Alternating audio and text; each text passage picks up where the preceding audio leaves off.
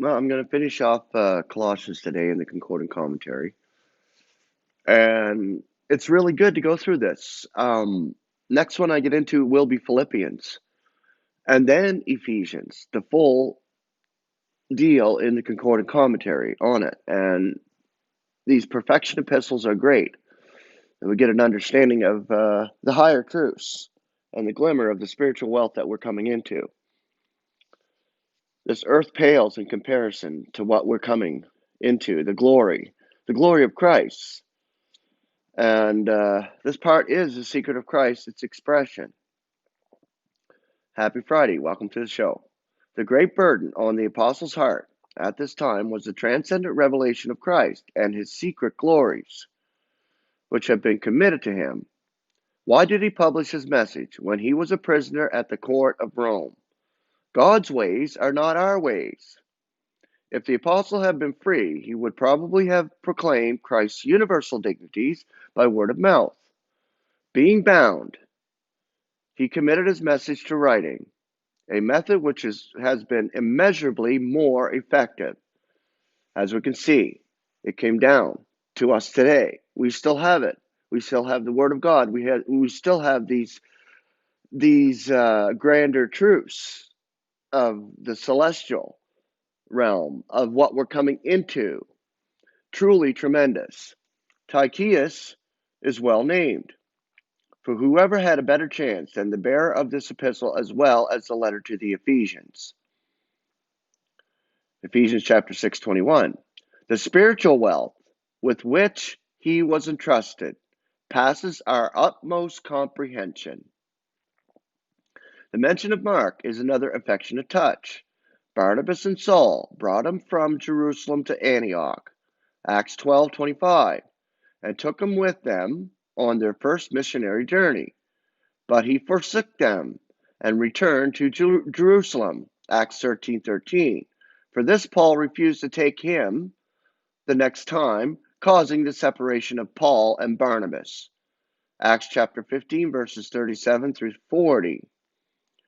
But Mark has been drinking deeply of grace. He no longer is prejudiced against the uncircumcision. Paul tells Timothy he is useful for the service. 2 Timothy chapter 4:11.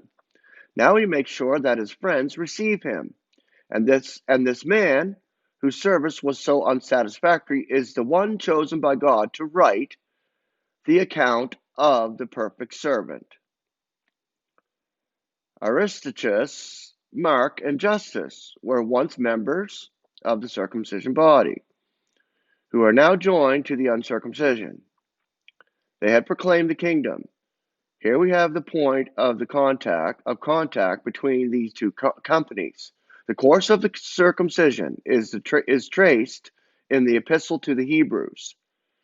Epaphras seems to have been the principal teacher in the Colossian ecclesia, through whom they learned the grace of God. How effectively that grace wrought in his own heart is evident by his prayers and anguish while absent from them. His great concern was that they should be mature and complete in all the will of God. How rare are such saints in these days? Very rare. The ones who hold the truth, the ones who endure, the ones who have been given a greater measure in the sense of understanding and holding the head, which is Christ, our head. It is likely that the Laodicean epistle here referred to is the same as that now called the epistle to the Ephesians, Laodicean. It has the character of a circular letter, copies of which were sent to various ecclesias. The epistle was probably penned by a professional scribe, but the apostle appended the greeting with his own hand. Okay, that ends Colossians. So that was basically the last part was mutual reports, basically explaining who was with Paul, who forsook Paul, who was going on his missionary journeys, Barnabas, and all these names are mentioned.